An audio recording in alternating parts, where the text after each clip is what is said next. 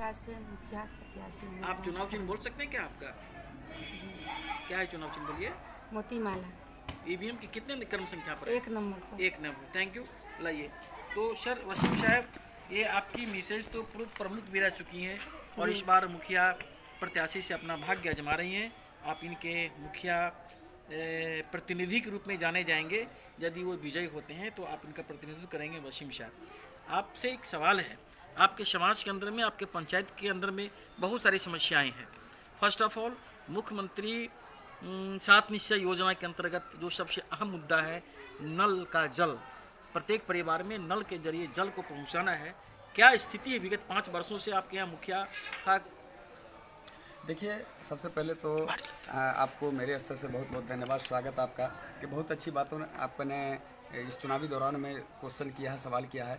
तो उस पर मैं आपको कहना चाहूँगा कि मदना पंचायत में जो 5 साल में कार्यकाल वर्तमान मुखिया का रहा है, उसमें सरकार की सबसे बड़ी महत्वाकांक्षी योजना जो आपको नल ये 7 निश्चय है, उसमें सबसे अहमियत है कि लोगों का, सरकार की मंशा है कि शुद्ध पेयजल आम लोगों तक पहुंचाना। लेकिन यहाँ मेरे यहाँ खास करके नल तो लग गया, लेकिन आज तक उसमें से आज तक जल नहीं के बराबर टपका है।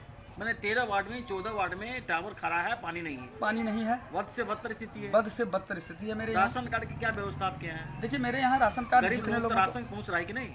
जितने लोगों को राशन कार्ड मिला है, इससे पूर्व के लोगों को मिला है। मैंने इससे पूर्व में मैं प्रखंड प्रमुख है, मेरी पत्नी जब थी तो उस पीरियड में 1800 परिवार को मेरे पंचायत में राशन कार्ड मिला। इनके रीज़न में 5 साल में मैं समझता हूँ कि शायद 150 लोगों को भी नहीं मिल पाया होगा। और यदि मिला भी है तो आम आदमी स्वयं से झंझारपुर जा कर के उन लोगों ने प्रयास किया है, ऑनलाइन किया है। सरकार की जो सुविधा है उनके द्वारा उनको खुद से प्राप्त किया गया। प्रधानमंत्री आवास योजना के विषय में कुछ बोल सकते हैं आप? जी जी, मैं बिल्कुल। मेरे यहाँ प्रधानमंत्री आवास में तो इतनी बड़ी जनता के साथ लाभ के मामला में उनका अधिकार को हत्या किया गया है वर्तमान मुखिया के द्वारा कि मेरे यहाँ 2015 में 1100 परिवार का मेरे यहाँ स्वीकृत होकर के आया था। 1100 परिवार का आवास जो है वो मेरे पंचायत को मैं स्वीकृत होकर के आया। लेकिन जब ये मुखिया बने तो प्रथम बार इनके द्वारा आम सभा में सूची को अनुमोदित किया जाना था। वृद्धा पेंशन के विषय में क्या बोलना? लेकिन 1 मिनट सर, उसमें सुन लिया जाए मेरा। कोई बात नहीं। उसमें 1100 परिवार का स्वीकृत होना था, लेकिन इनके द्वारा अनुमोदन में योग्य लाभुक का नाम हटा दिया गया। मेरे पंचायत में मात्र सिर्फ 345 परिवार मुस्लिम समुदाय से और 175 परिवार मात्र हिंदू समुदाय से रहने दिया गया। शेष लगभग 700 परिवार को सरकार के द्वारा आवंटित सूची से नाम हटा दिया गया। नाम हटा दिया गया? नाम बिल्कुल हटा दिया गया, जिसका मैं आपके साथ प्रमाण दूंगा कि 1100 परिवार का जो सरकारी आंकड़ा बता रहा है, इनके द्वारा लाया गया, इनको दिया गया अनुमोदन के लिए। मैं मानता हूं कि वो आंकड़ा जब आप देखेंगे, मेरे पास में प्रूफ है, आप देख लीजिए, उसमें से मात्र सिर्फ 345 परिवार मुस्लिम का और 175 परिवार हिंदू समुदाय का रहने दिया गया। शेष बाकी गरीबों ने इनका क्या बिगाड़ा था? आज वो मुद्दा मेरे यहाँ सबसे अहम मायने रखता है। आज सवाल हो रहा है उनसे। वृद्धा पेंशन की क्या स्थिति है? जी, वृद्धा पेंशन में मेरे यहाँ पूर्व से जो लोगों को मिला था, वर्तमान में नहीं के बराबर लोगों को मिला है। अगर कुछ लोगों को मिला भी है तो वो स्वयं से ब्लॉक का अनुमंडल का खुद से चक्कर काट के उन्होंने अपना स्वीकृति कराया है। बाकी मुखिया जी के द्वारा कोई प्रयास उस दिशा में गरीबों के स्तर पर नहीं किया। तो वसीम साहब, आगे हम पूछना चाह रहे हैं आपसे, बिहार सरकार का ये शिक्षा में गुणात्मक विकास करने के बहुत सारा पहलू है, सरकार की ओर से प्रयास किया जा रहा है, लेकिन आप भी जानते होंगे शायद कोई गुणात्मक, कोई खास विकास नहीं हो पा रहा है। कुछ टेक्निक है आपके पास सुधार करने का? जी जी बिल्कुल। उस संबंध में जो है विद्यालय के शिक्षा से संबंधित जुड़ी हुई जो मामला है, उसमें ग्राम पंचायत के स्थानीय प्रतिनिधि का अहम रोल है। यदि अगर वो चाह लें कि विद्यालय में, चूंकि स्थानीय प्रतिनिधि के घर के अगल बगल में वो विद्यालय होते हैं, सरकार के द्वारा उस विद्यालय के अध्यक्ष संबंधित वार्ड सदस्य को बनाया जाता है और उसके निरीक्षणकर्ता, सारी निगरानी, कंट्रोलिंग ग्राम पंचायत के मुखिया की जवाबदेही होती है। लेकिन वार्ड सदस्य तो नए बनते हैं, उन्हें कोई जानकारी नहीं होती है। ये जवाबदेही ग्राम पंचायत के मुखिया की होनी चाहिए, जो उनको ट्रेनिंग दे करके विद्यालय की व्यवस्था क्या सुदृढ़ किया जाए और समय समय पर खुद से विद्यालय अपने ग्राम पंचायत के अंदर जितने भी है उस पर निगरानी करके निरीक्षण किया जाना, जो आज तक इनके द्वारा मेरे यहाँ नहीं किया गया। मैंने आप जीतने के बाद आप प्रत्येक विद्यालय को मॉनिटरिंग करेंगे? निश्चित रूप से मैं प्रत्येक विद्यालय के मॉनिटरिंग करूंगा और सरकार के द्वारा जो लागू की गई है विद्यालय में, वो 100% मैं धरातल पर उतारने का प्रयास करूंगा। देखिए, एक बात है, भारत सक्षम मिशन के अंतर्गत जो शौचालय निर्माण की बात हो रही है पूरे भारत के अंदर में, जब हम सड़क से गुजर रहे थे तो वैसे ही शौच देख रहे थे रास्ता पर। जी, वो बिल्कुल मेरे यहाँ कुछ शौचालय बना। भारत सरकार आपको सीधा ट्रांसफर करती है 12,000 रुपये शौचालय बनाने के लिए। जी जी जी जी जी। मैं आपको क्या बताना चाहूँगा कि संदर्भ में आप अगर पंचायत का मेरे पंचायत का एक एक व्यक्ति का आप मूड जानेंगे तो आपको स्पष्ट दिख जाएगा। आप सवाल करेंगे, जनता आपको जवाब दे देगी। क्योंकि मेरे यहाँ जो शौचालय बनाई गई है, उस शौचालय में आम लोगों को स्वयं से तो बनाया नहीं दिया गया है।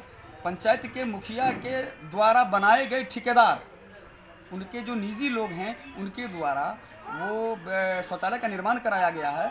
और वो शौचालय का निर्माण कैसा किया गया है कि आपको बना दिया गया है और थोड़ी सी हवा चली है, वो सारे ज़मीन पे धराशायी हो गए हैं। तो ये एक भी काम योग नहीं है। ये तो सारा समस्या, और दूसरे के बनाए हुए पर आप थोड़ा सा कटाक्ष कर रही हैं वसीम साहब। जी, जी, जी। लेकिन मैं आपसे ये सवाल कर रहा हूँ, ये जो समस्या आप गिना रहे हैं अपने पंचायत में, जी, जी। यदि आपको आगामी 5 साल के लिए मौका मिलता है मुखिया के लिए, जी, जी। तो आप सुधार करने की दिशा में किस ढंग का पाल करेंगे आप? जी, निश्चित रूप से अगर मुझे मौका, जनता का आशीर्वाद मिला, मुझे मौका हुआ, तो मैं ऐसा सुधार लाऊंगा।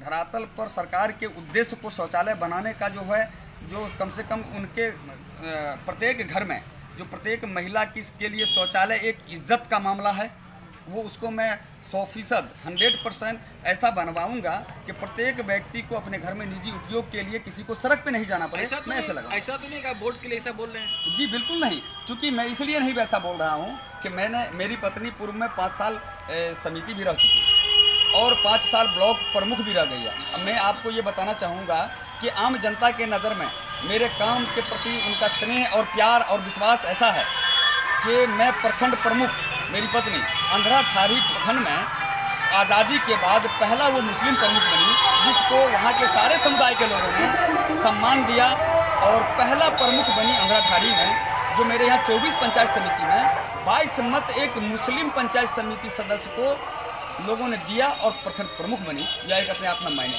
यह विश्वास लोगों का मेरे प्रति है। इसलिए मैं कोई वोट के लिए नहीं बोल रहा हूँ, मैंने पूर्व में किया है।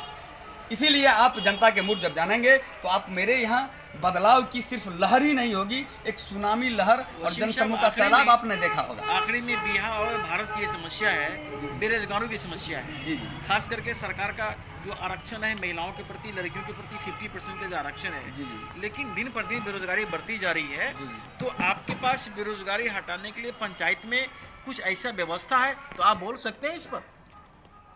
जी निश्चित रूप से योजना है आपका? बेरोजगारों के लिए मैं प्रयास करूंगा।